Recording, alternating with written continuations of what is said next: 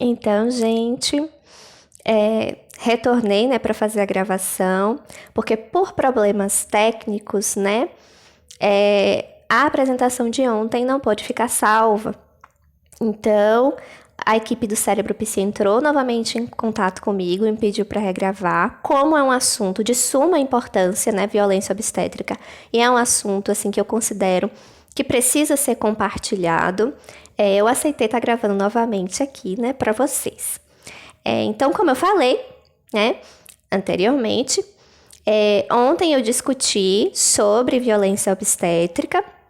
Voltando a me apresentar, né, eu sou Helena Alencar, sou psicóloga clínica, atualmente psicóloga perinatal e da parentalidade em formação e também pós-graduanda no curso de aleitamento materno, uma área que tem me chamado bastante atenção ultimamente. Então, vamos retomar aqui, né, o assunto violência obstétrica e entender um pouquinho da definição, né, do que é violência obstétrica. Violência obstétrica são todos os tipos de maus tratos aí cometidos contra a gestante ou contra a família da gestante por serviços de saúde, sejam públicos ou privados, durante o pré-natal, né, parto, pós-parto e em situações de abortamento também. A violência obstétrica, ela se configura como uma violência contra a mulher e ela pode ser verbal, pode ser física, pode ser sexual, pode ser psicológica e emocional. Então, quando a gente fala de violência obstétrica, que exemplos, né, a gente pode ter aí? De violência verbal, xingar essa mulher, mandar calar a boca quando ela demonstra ali dor, sofrimento, né, através de gemidos, porque uma mulher em trabalho de parto, né, ela sente dor naturalmente.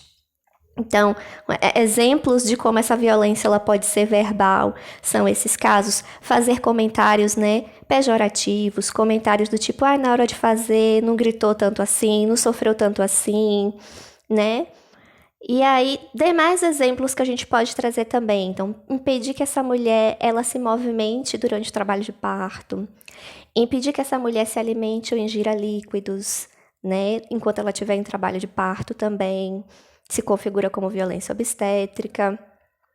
Impedir que essa mulher tenha acesso ali ao seu bebê logo após o nascimento sem nenhuma necessidade de que seja realizado esse afastamento também se configura como violência obstétrica, né? Manipular emocionalmente e psicologicamente essa mulher e convencê-la a fazer uma cesariana, dizendo que é um caso de vida ou morte, que essa mulher pode morrer ou que esse bebê pode morrer, sendo que no caso de cesarianas desnecessárias, né, em casos em que não se faria necessário um procedimento cirúrgico, então também se configura como violência obstétrica. Ou seja, todos os procedimentos aí que são desnecessários, considerados desnecessários pela Organização Mundial de Saúde e que não têm nenhuma base de evidências científicas. Então, esses procedimentos a gente pode estar citando aqui a episiotomia, que é aquele famoso piquezinho, né? Que de piquezinho não tem nada, né? Que é o corte na região do períneo, né? Da mulher, que vai da vagina até o ânus. E esse corte, ele pode ser, inclusive, gigantesco. E deixa marcas ali, não somente físicas, mas também marcas psicológicas, marcas emocionais, causar prejuízos, né, à vida sexual dessa mulher. Existem algumas mulheres que relatam sentir dor depois desse procedimento, mesmo após anos desse procedimento ter sido realizado.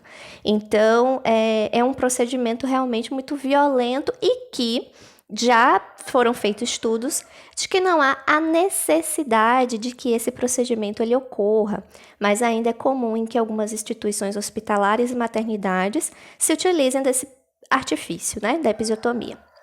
A manobra de Christeler também é um procedimento desnecessário, que, para quem não sabe, é quando um profissional da equipe de saúde ou mesmo o médico, né, ele coloca força, né, pressiona a região abdominal da mulher com o intuito de que esse bebê ele saia, né, mais rápido para facilitar o parto, né?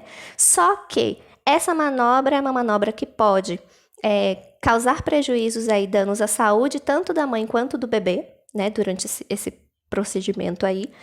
Existem casos de mulheres que sofreram fratura, né, na região do tronco, justamente por essa manobra, né, de Christelle. E não existem relatos aí, evidências científicas de que facilite a saída do bebê.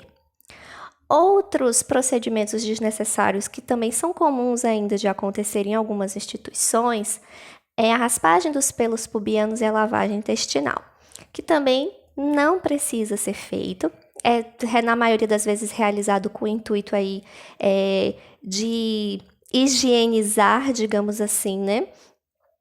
A raspagem dos pelos pubianos, né, para deixar a região íntima higienizada, mas não há necessidade disso ser feito. E a lavagem intestinal é porque no parto normal, algumas mulheres, né, durante o momento de colocar a força para a expulsão do bebê, elas acabam ali defecando. Então, algumas instituições, elas costumam, né, realizar essa lavagem, só que sem pedir autorização da mulher, e em alguns casos isso pode ser extremamente invasivo e constrangedor. E como, né, a literatura, os estudos realizados, eles já colocam, não existe a necessidade, né, de que nenhuma dessas duas que eu citei, né, nem a raspagem dos pelos, nem a lavagem intestinal sejam realizadas. Outro procedimento que é bastante comum é o soro com ocitocina também, né? Que é ali injetado na mulher com o intuito de aumentar as contrações uterinas e acelerar o parto. Só que o risco do soro com ocitocina, além dele também ser considerado desnecessário, né? Existe um risco, né? Dependendo da quantidade de ocitocina que é injetada, as contrações uterinas elas podem aumentar muito, né? E essa pessoa, no momento do parto, ela pode ter diversas contrações com um espaço de tempo entre uma contração e outra muito curtos, e isso acaba impedindo a oxigenação do bebê e pode causar sofrimento ao bebê, né, durante esse processo. Então, é um procedimento desnecessário, né, principalmente pelo fato de que a pessoa, no momento do trabalho de parto, ela já produz ocitocina naturalmente, né? A mulher, o corpo dela foi feito para, no momento do trabalho de parto, já produzir a ocitocina naturalmente. E a ocitocina é um hormônio bastante importante, inclusive, não só para facilitar, né, o parto natural, mas é considerado também um hormônio do amor e da vinculação. Então, a nível de curiosidade, né, quando a mulher produz ocitocina, ela também compartilha, né? Tudo que ela está produzindo é compartilhado para o bebê através do... Deu um branco aqui rapidinho. Através do cordão umbilical, né? E aí, tanto mãe e bebê vão estar em sincronia hormonal nesse momento. E aí, isso é muito propício para ajudar na vinculação entre mãe e bebê. Porque, né, o hormônio do amor, o hormônio do vínculo, por isso que a gente fala da importância desse bebê, ele entrar em contato pele a pele com a mãe logo após o nascimento, né? Outro procedimento que também é considerado desnecessário, mas que é muito comum, e esse é o mais comum, é a posição do parto, né? Que é a posição horizontal. Quando a gente para estudar a história do parto, a gente pesquisa imagens antigas de como é que esse parto acontecia. O parto ele costumava ser verticalizado, né? Era muito comum que as mulheres parissem de cócoras. E a gravidade também ajuda, né, na saída do bebê, porque esse bebê ele iria descer, né? E já é comprovado que o parto horizontal ele dificulta um pouco mais a saída do bebê. Essa situação do cenário de parto, né, ela sofreu uma mudança com as intervenções médicas. Então, a partir do momento em que a medicina começa a intervir, iniciam-se aí o uso de procedimentos, alguns deles necessários, né, para a saúde da mãe e do bebê, né? Alguns procedimentos, como a gente está vendo, desnecessários que ainda acontecem, né? Mas uma das principais mudanças está relacionada à posição do parto, né? E que hoje a gente já entende que tem mais a ver, né, com ser um facilitador para o médico ou médica obstétrica que está realizando esse parto, do que de fato que é mais confortável ou um facilitador, né, para a mulher ou para a pessoa que está ali em trabalho de parto. Então, impedir que essa mulher possa escolher a melhor posição para ela, por exemplo, parir, também se configura como uma violência obstétrica, né? Como eu citei anteriormente, além desses procedimentos que eu trouxe aqui desnecessários, né, que não tem evidência científica, a cesariana desnecessária também é considerada violência obstétrica. E é importante frisar esse desnecessária, porque senão dá a entender que a cesariana ela é a vilã da história. E a cesariana não é vilã da história, coisíssima nenhuma. Partos cesarianos salvam vidas tanto de mães quanto de bebês quando feitos, né? Quando realmente são necessários. Mas uma cesariana desnecessária, ela traz riscos tanto para a vida da mãe quanto para a vida do bebê, assim como qualquer procedimento cirúrgico também, né, traria. Eu trouxe algumas informações aqui importantes acerca da cesariana para a gente entender um pouco, né, desse cenário da cesariana do Brasil, né, e os riscos que implicam cesarianas desnecessárias. Então, a taxa ideal aí de cesáreas, de acordo com a Organização Mundial de Saúde, prescrita é de 15%. Porém, o Brasil ele ocupa o segundo lugar de país aí com números de cesáreas realizadas, ultrapassando aí bastante esses 15% que são recomendados pela Organização Mundial da Saúde. Então, o Brasil ele ocupa o segundo lugar com cerca de 55% de cesáreas realizadas aqui no país, perdendo apenas para a República Dominicana, né, que ocupa aí, que tem a taxa de 58% de cesáreas.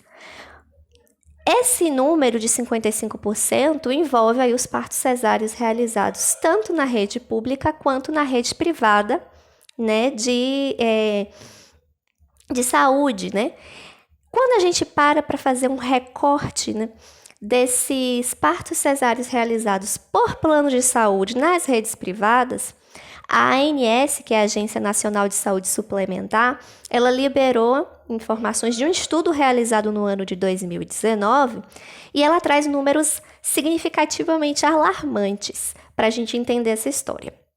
Dos 287.166 partos que foram realizados por meio de planos de saúde privados no ano de 2019, 87,76% foram cesariana. Olha só, quase 88% aí dos partos se a gente for para arredondar, né?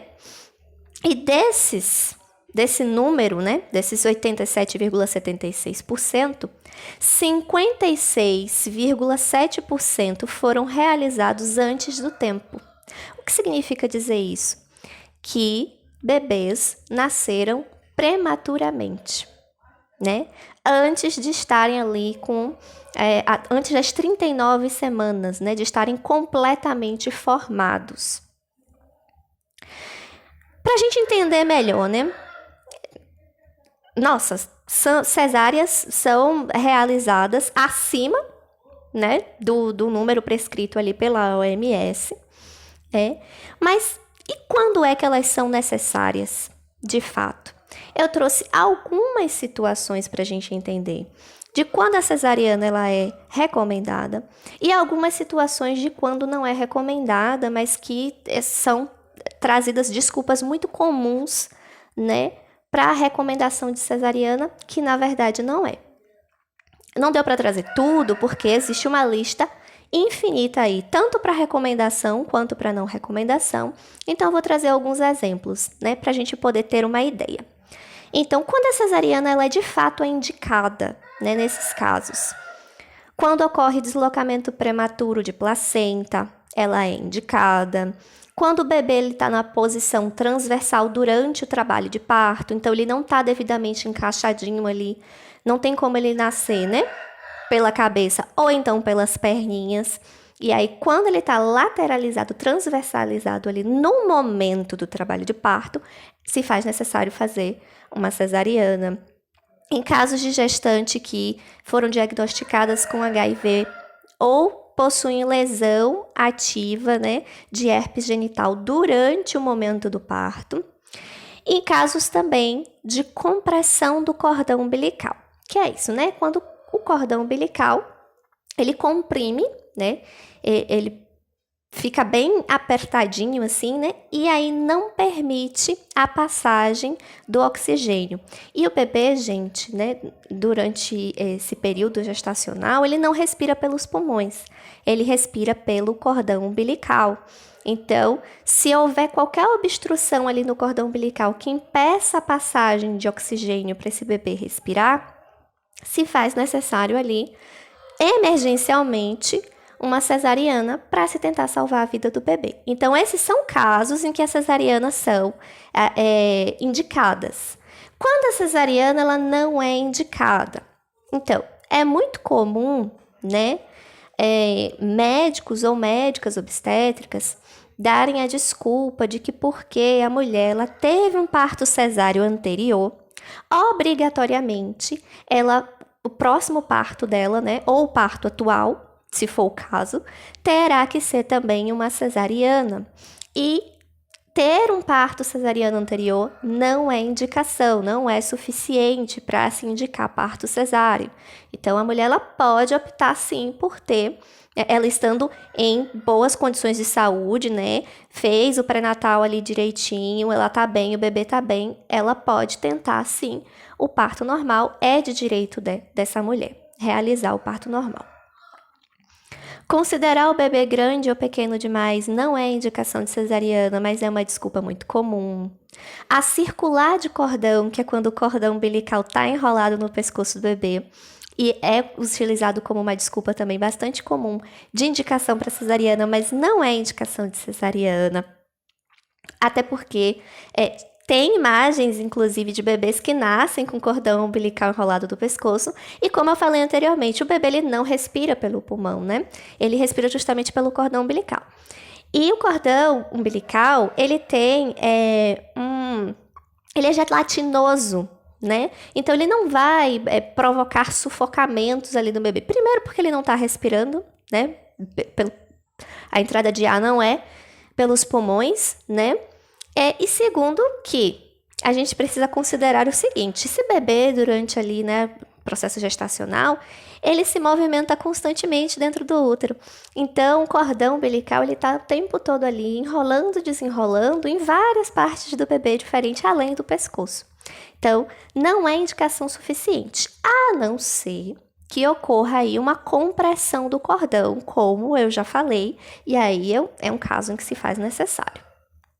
Passadas 40 semanas de gestação não é indicação suficiente e é uma desculpa também muito comum, né, dos médicos ou médicas estabelecerem ali um tempo e se o bebê não apontar, não quiser sair, né, já vai ser necessário marcar uma cesariana.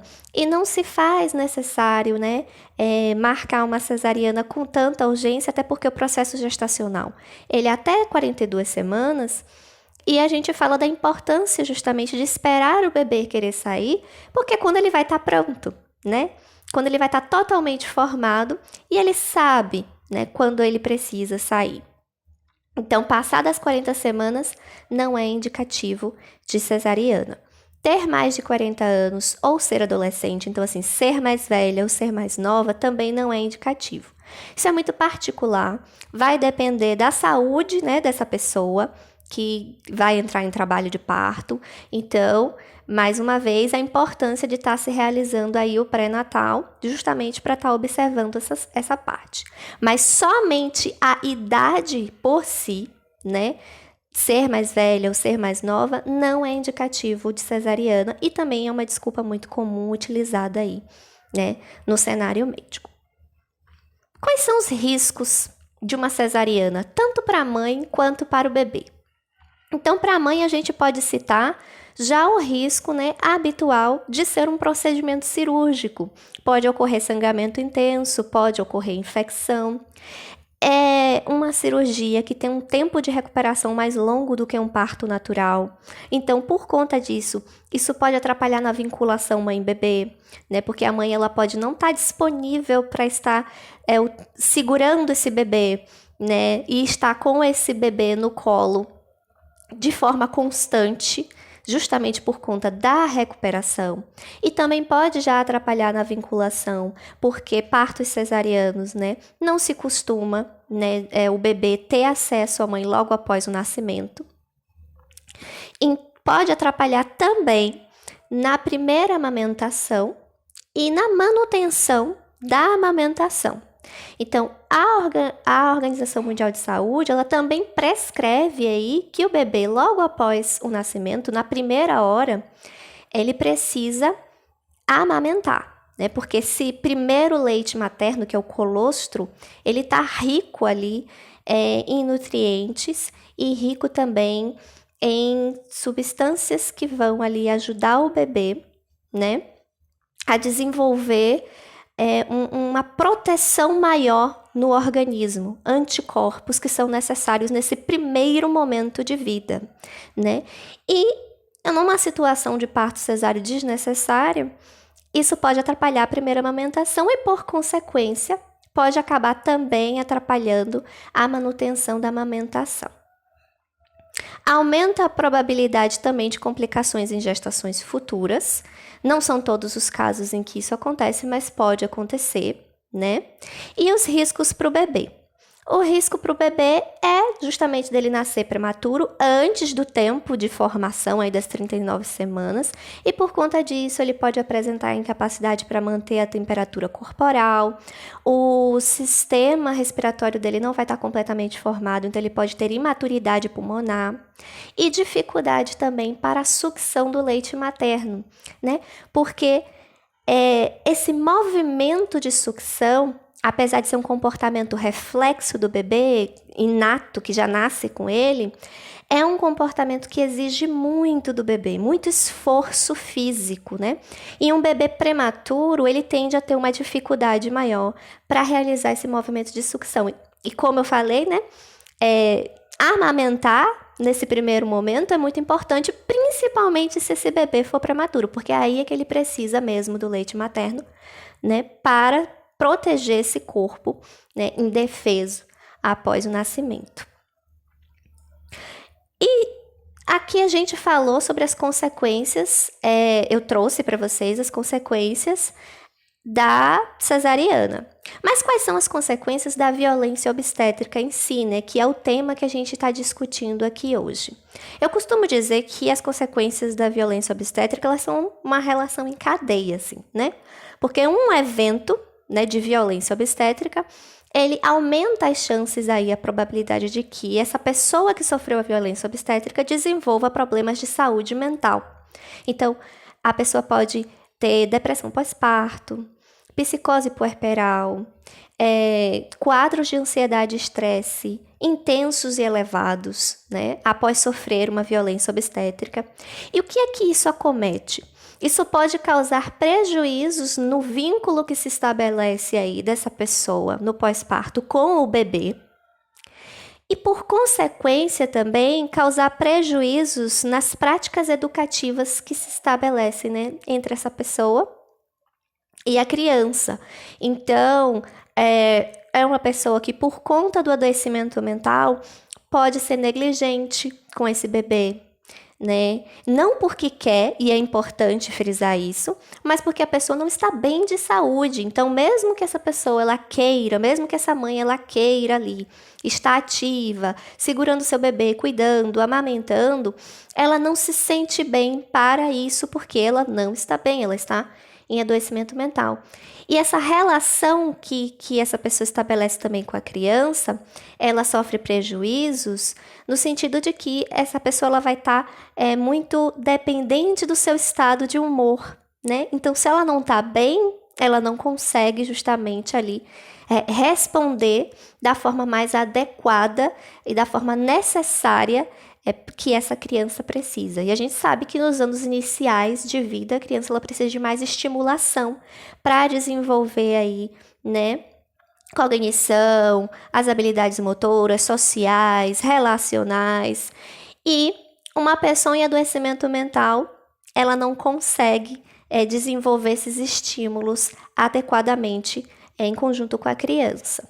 Por consequência, isso acaba gerando um atraso aí no desenvolvimento infantil.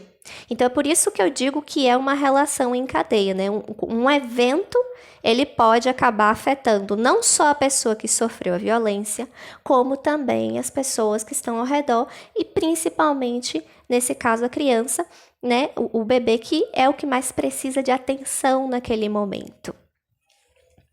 E é por isso que a gente fala da importância, né, do parto humanizado. O que é um parto humanizado? É um parto que acredita no parto fisiológico, né? E por conta disso, muitas pessoas costumam relacionar o parto humanizado com o parto natural. Mas o parto humanizado, ele também leva em consideração, né, a cesariana, mas sempre se considerando a real necessidade desse parto cesáreo, quando se faz necessário. Então, o parto humanizado ele vai ser um parto que, acima de tudo, é um parto respeitoso, que considera a pessoa em trabalho de parto, a pessoa gestante, né, a pessoa em trabalho de parto como protagonista ali e extremamente capaz de exercer esse protagonismo. Né? É um parto que considera conversar, informar, pedir autorização dessa mulher para a realização, né, dos procedimentos. Também é um parto que busca garantir aí, incentivar a presença do acompanhante, que foi um ponto até que eu acabei não tocando, mas costuma acontecer muito, né, das instituições hospitalares e maternidades impedirem aí que essa pessoa ela tenha o direito que é estabelecido por lei, pela Lei 8.080 de 1990, que é do acompanhante, ou impede, né, que essa pessoa tenha o acompanhante, ou limita por gênero e diz que essa pessoa só pode ser acompanhada por uma mulher, também é uma desculpa clássica, ou então limita os horários de acompanhamento. E isso aí, gente, se configura como violência obstétrica também. Então, o parto humanizado, ele faz garantir esse direito. Promove um ambiente acolhedor, presta assistência seguindo justamente o quê? As evidências científicas, então todos os procedimentos realizados, eles têm embasamento científico, permite o contato, né, da mãe com o bebê logo após o nascimento e garante que eles permaneçam juntos ali. Parece uma ideia meio fantasiosa quando a gente traz essa perspectiva do parto humanizado, mas não é não. Já existem algumas instituições aqui no Brasil que realizam partos nesse modelo humanizado, mas a importância de se estar discutindo isso, né, justamente para que se amplie, né, para que outras instituições, inclusive não só privadas, mas públicas também, né, possam acolher a esse modelo de parto, que é um parto que respeita e considera o protagonismo dessa pessoa gestante, essa pessoa em trabalho de parto e no pós-parto. Mas e aí? Se a violência aconteceu, o que é que a gente faz? Quais são as recomendações? É denunciar, né? O primeiro passo. Uma outra recomendação, além da denúncia, é a de solicitar aí também o prontuário médico, que é do direito dos pacientes, né? Algumas instituições podem se negar a entregar, mas é do direito da pessoa, né, ter acesso ao prontuário médico. Porque independente de quando essa denúncia for realizada, é bom ter o prontuário em mãos. Mas onde é que pode denunciar? Como se configura como uma violência contra a mulher também? A denúncia pode ser feita para o 180, né, que é o número justamente de denúncia da violência contra a mulher. Pode ser feita para o Disque Saúde, que é o número do Ministério da Saúde, que é o 136. Pode ser feita a denúncia na Secretaria de Saúde do município, né, no qual a pessoa tenha sofrido a violência obstétrica. Em casos de plano de saúde, essa denúncia ela também deve ser feita à ANS, que é a Agência Nacional de Saúde Suplementar. Denunciar o hospital e a maternidade junto ao Ministério Público e denunciar também os profissionais que cometeram a violência obstétrica junto aos seus conselhos de classe profissional. Então, se foi cometido pelo médico, denunciar no CRM. Se foi cometido pela enfermeira ou técnico de enfermagem, denunciar no COREM. Se for cometido por um psicólogo hospitalar ou perinatal, né, denunciar no CRP. Trouxe aqui algumas indicações, né, de páginas e documentários. Primeiro eu vou começar pelos documentários. Para quem quiser se interessar, se aprofundar mais sobre esse assunto, tem 3 documentários que eu recomendo, que tem na Netflix. Se chama O Renascimento do Parto 1, 2 e 3, né? São 3 documentários diferentes. E quem tiver acesso à Netflix, né, já pode se deleitar esse final de semana ou ao longo da semana, independente do horário e do dia que vocês estiverem assistindo esse vídeo. E as outras indicações que eu trouxe, primeiro na minha página, né, profissional, para quem quiser entrar em contato, para retirar dúvidas, para conversar mais sobre esse assunto, para conversar sobre gestação, né, é o @psielenalencar, tudo junto. E também o contato, né, que eu recomendo muito, de uma advogada que se chama Andressa Santana, né? E ela tem uma página no Instagram, uma página profissional, em que ela discute bastante também sobre essa temática da violência obstétrica. Ela posta muita coisa, só que é um olhar diferenciado, um olhar não psicológico, mas jurídico, realmente. E ela faz também algumas orientações nessa página dela, que é o @mãe que advoga, tudo junto e sem acento. E ela é uma advogada que atende justamente casos de violência obstétrica. Como a gravação, né, da nossa conversa não ficou, do nosso bate-papo sobre violência obstétrica, não ficou salvo, surgiu uma dúvida ontem que eu achei muito pertinente e que eu vou responder aqui também. A dúvida foi o seguinte: qual o papel do psicólogo durante o processo de gestação da cliente? Então, o papel do psicólogo durante o processo de gestação da cliente, na verdade, ele é extenso, né? Porque o psicólogo, ele tanto pode ter esse papel de acolhimento da demanda que surge ali, e essas demandas, elas podem ser variadas. Podem ser demandas ali de mais urgência, né? E por isso se exige da gente um manejo com psicoterapia breve, porque pode ser que essa paciente, por exemplo, ela esteja vivenciando o luto do filho ideal. Se descobriu que o gênero, né, do bebê não era o que ela esperava. Então, até o nascimento dessa criança precisa ser trabalhado, né, esse luto do filho ideal, o esperado. Situações em que essa pessoa pode não estar lidando com as mudanças que o corpo dela está passando, e podem ser mudanças, desde mudanças visíveis, como aumento de peso, como mudanças hormonais mesmo. Então, a pessoa ela ou está sentindo muito sono, ou ela não está dormindo direito, e às vezes essa pessoa ela não consegue lidar muito bem com isso. E situações também, né, que são muito comuns da gestação, que são os sentimentos ambivalentes. São sentimentos justamente contraditórios. De ao mesmo tempo que está feliz e empolgada com a gravidez, também está triste, chateada, sentindo medo. Então são sentimentos muito comuns. Para além, né, do atendimento psicológico em si, o psicólogo ele também pode estar realizando, né, justamente esse papel que eu estou fazendo aqui, que é um papel de informar. Então, um psicólogo perinatal, por exemplo, ele pode realizar um pré-natal psicológico e trabalhar informações aí relacionadas a esse universo, né, que a gestante está vivenciando, e dentre essas informações também trazer informações sobre violência obstétrica, por exemplo, que é muito importante. Não só, né, essas informações para que a gestante tenha acesso, mas também quem ela escolher como acompanhante, eu julgo muito importante que o acompanhante também tenha acesso a essas informações, né? Até para fazer valer o direito, né, dessa pessoa gestante durante o trabalho de parto.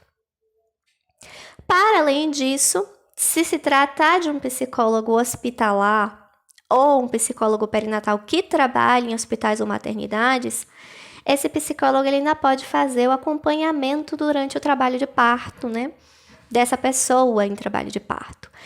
Mas esses são casos mais específicos em que, na verdade, é necessário que a pessoa ela solicite esse pedido. Então, assim, o psicólogo ele não é obrigado e nem precisa obrigar o cliente e a cliente ali a aceitar esse acompanhamento, né? É quando é solicitado.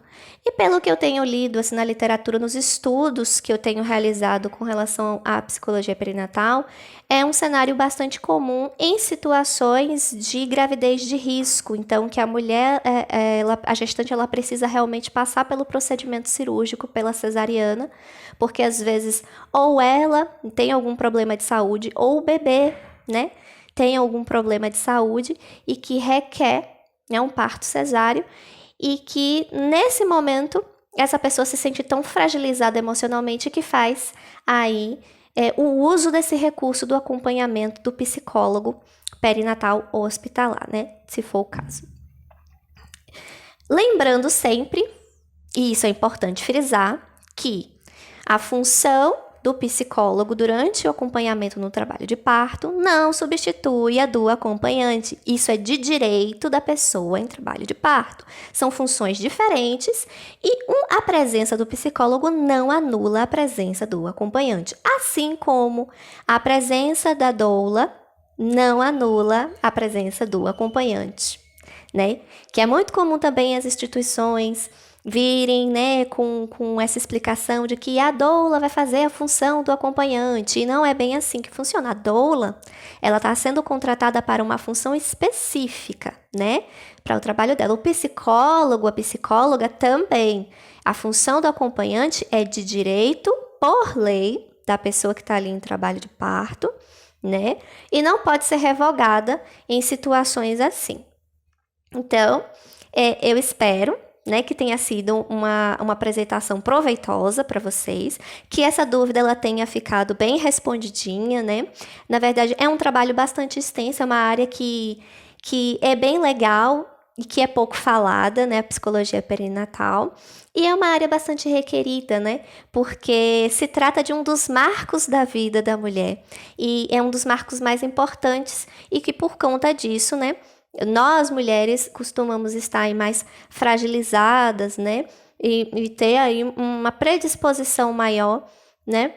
Para desenvolvimento de adoecimento mental durante essa fase, né? E por isso que se faz tão importante o acompanhamento psicológico, para além, né, das informações também, que são bem importantes para gestantes e puérperas, né? Nesse cenário.